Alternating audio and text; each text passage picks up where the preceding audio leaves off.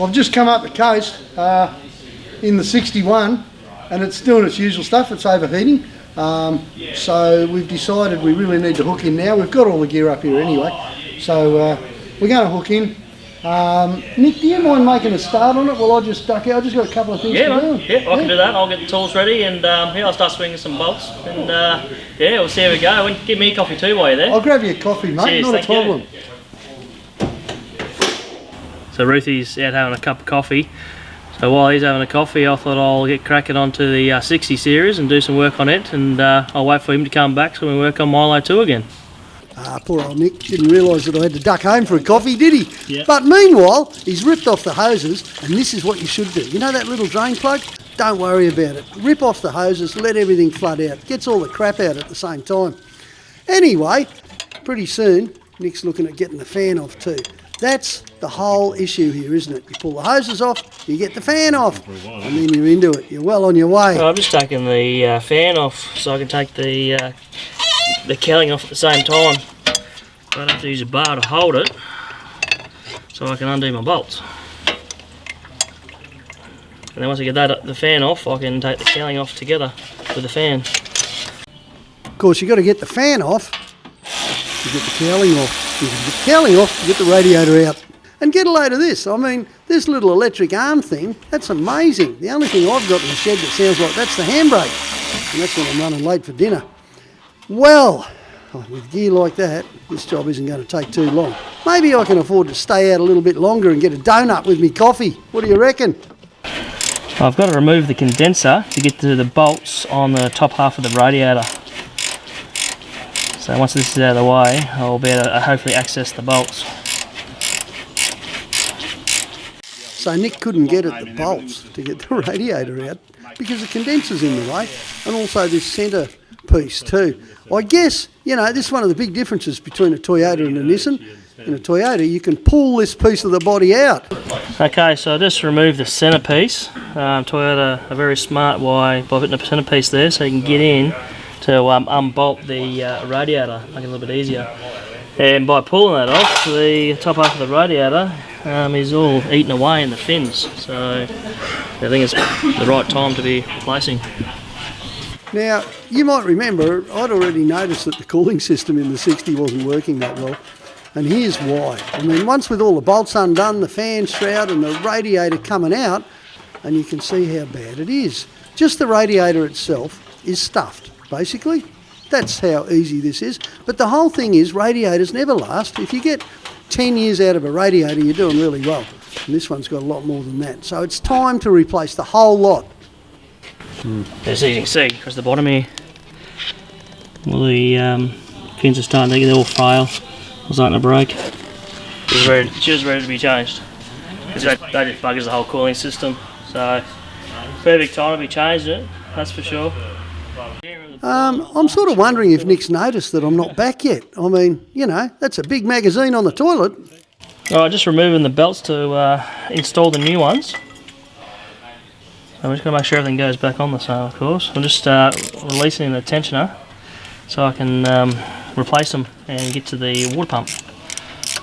So the big trick here is that Nick's already marked the belts. See, he's written what each belt is and where it goes.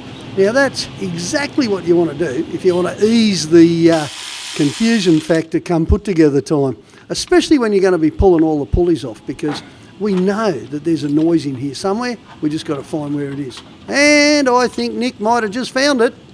One of them anyway. She's a dirty old truck. She's done a lot of miles. There's going to be a few bits here need replacing. And I reckon we'll be starting with these pulleys. While we're here, we might check the bearing, make sure there's no noise in it.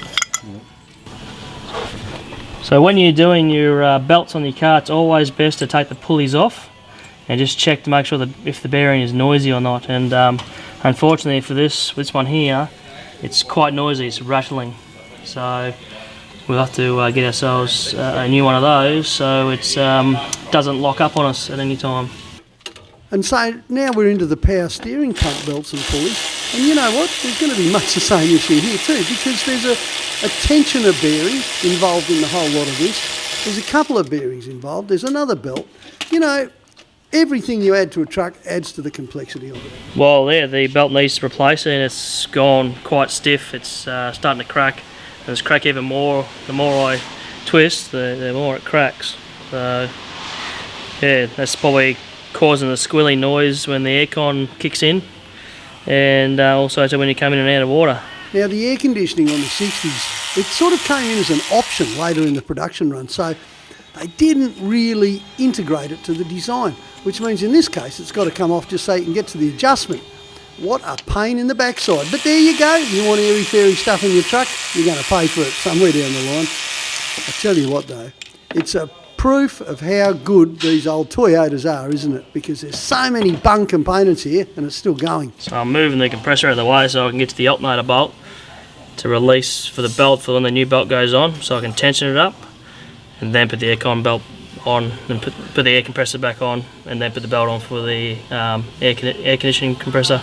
I'm just removing the water pump to replace it for the new one, because it's always best to, obviously when you're doing a radiator, always best to obviously check the water pump, or best to replace while you're here, seeing as everything's out of the way. Saves you having to do it down the track. Well, you'd have to be crazy to go this far in and not replace the water pump, wouldn't you? Look, as far as I'm concerned, to do a thorough job, you've got to replace everything in the cooling system every 10 years. Actually pretty good. Really good, yeah. But it's always best to do it now than later. So with the water pump here, for what happens basically is the bush inside lets go, then the water obviously travels down, then comes out here and lets you know that the water pump needs replacing and it starts leaking out. The things might not go and stuff like that, but yeah, when it starts coming out of here, where you're seeing coolant coming out, that's when the water pump needs to be replaced. Yeah, just try to make sure I get all the gasket off, so when we put the new water pump on, it has a full complete seal all the way around, because we definitely don't want to take this all back off again to fix it. So we're going to put some gasket sealant on the gasket just to make it to seal a bit better. The whole idea about sealant is that it seals up the tiny little gaps you can't see in the metal. So this is going to make a perfect join. It's always best to remember the way you took the pump off, put a bit of back on the same. So when it came off, the hole was at the top here, off to the passenger side. Okay, right, so we've got the new pulleys in, so we had to obviously replace one of the pulleys because the bearing is actually like a pinned over finish to keep the bearing inside, and I didn't want to have to break it all apart to change the bearing, so I got a replacement one for it instead. And obviously this one I can replace the bearing nice and easily, so I've got a new bearing just to pop inside there as well. So once we put them in, it'll obviously be a little bit quieter and last for another 200 to 300,000 k's. So what I'm trying to do here is give it as much support as possible so we don't wreck the actual pulley itself, because our press is a 60 ton press and it can easily bend this in half. So we'll just clean that grease off the bottom here, and we'll go ahead and put our new bearings in that we've got, and it actually takes two, so there's the old and there's the new.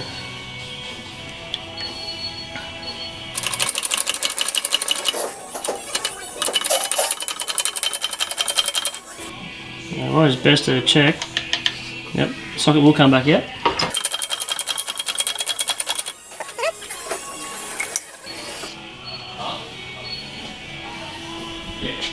Well, this is the power steering pump pulley, and it's got to have the bearing pressed in, but it's also got to have the retaining clip back in too. Now, this is where a little bit of experience helps, and having the right tools as well. It's the sort of thing you really want to watch as you pull the thing apart to make sure you've got the right bearing, the right pulley in the right place. Yeah, we're all in, we're ready to go back on. So obviously I'm just going to put the new pulleys on, get them all set and ready to go so we can get the belts on, radiator in and fan on. This is, that one's obviously a lot better than the old one. Oh boy, Simon's really going to notice the difference these new bearings make. There'll be no rattling noise for a start, and probably a little bit more power. Now I've wrote front on it, so I know which way it faces. It's one of those things you might not come back to the job straight away. This is one of the reasons we love our old trucks, isn't it? I mean, there's plenty of space here. Despite all the clutter of air conditioning and everything else, you've still got buckets of space. I reckon, Nick, you could just about climb in there and do that. You might have to, because I'm not back. Alright, so we have to put a real small hose on the water system, and basically to make it a bit easier we're going to actually get it really hot and make it soft so we can get it on there. So we'll get it out of the water and see if we can get it onto the car. Now there's a good tip for anyone who's not done this before. If you want to make the hose fit, you heat it up. It just makes the rubber more pliable. You do the same thing with tyres, leave them out in the sun. But you don't have all day to do it when you're talking about a radiator hose, do you? So a little bit of hot water, it'll make it flexible, make it a whole lot easier to fit. And it's still a bit of a bugger, isn't it, Nick? Ta-da! It's been a long time since I've been back. No worries. He seems to go well when he's flying solo, doesn't he? I reckon I'd just slow the process down. So we're just going to loosely put everything on, and then put the radiator and fan and shroud in together, and then tighten all the belts up. Because I can't really put the fan and shroud in now, because I want to put it all in as one piece to make it a little bit easier and don't scratch or wreck any of the core on the new radiator. Okay, so our next one to go on is our aircon belt.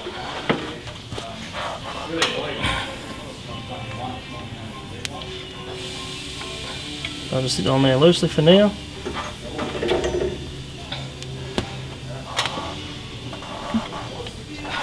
And our power steering belt.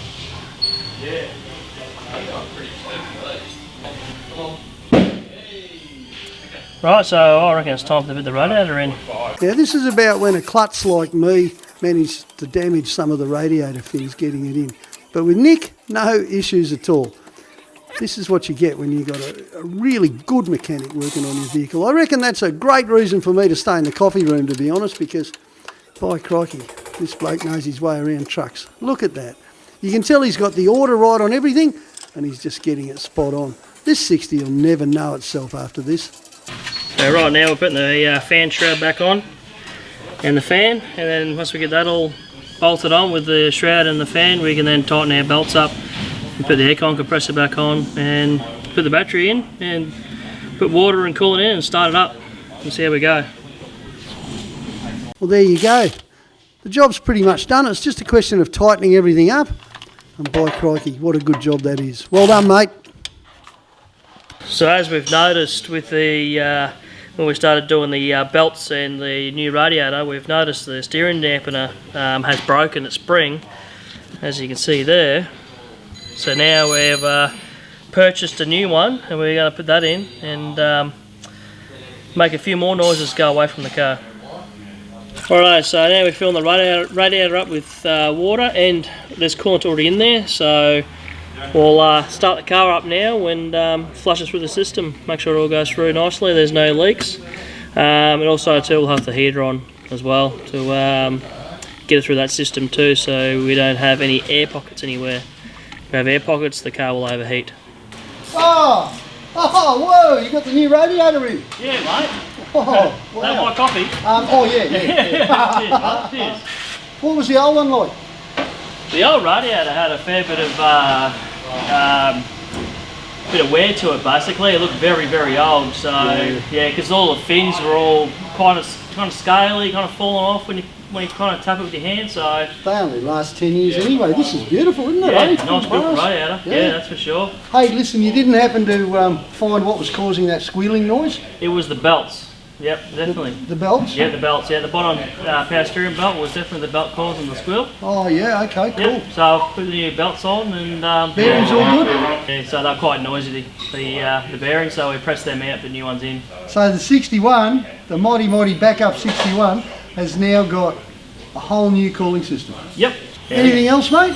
Well, what we've done, we've put a new water pump in there as well. So the Terrain Tamer have supplied a water pump. Yep. Top and bottom radiator hose, and the obviously all the belts for the air conditioning, power steering and the alternator. And It's kind of like whacking on a whole new front, isn't it? Really? You know, like there's so many things happen up the front of the motor, and that's where nearly all the wear and tear is too, especially with water crossings and dust and, you know, just bugs and everything else. So essentially, we have now renewed, you like the way I said we? Yeah. Yeah, well, I've been busy, mate. I'll tell you what I've been doing in a minute. Now that we've done this, Yep. we can get stuck into Milo too. That's it. Good No on worries. you, mate. The reason I haven't been here, apart from a general slackness, you know, that you're all used to, is I've been out looking at another 61 series Toyota with a 12HT. Why? Because we need a motor for Milo 2, and the 12HT would be just about perfect, but I can't get hold of the motor, so I've got to buy the whole truck. Hey, you'll see what it's like real soon.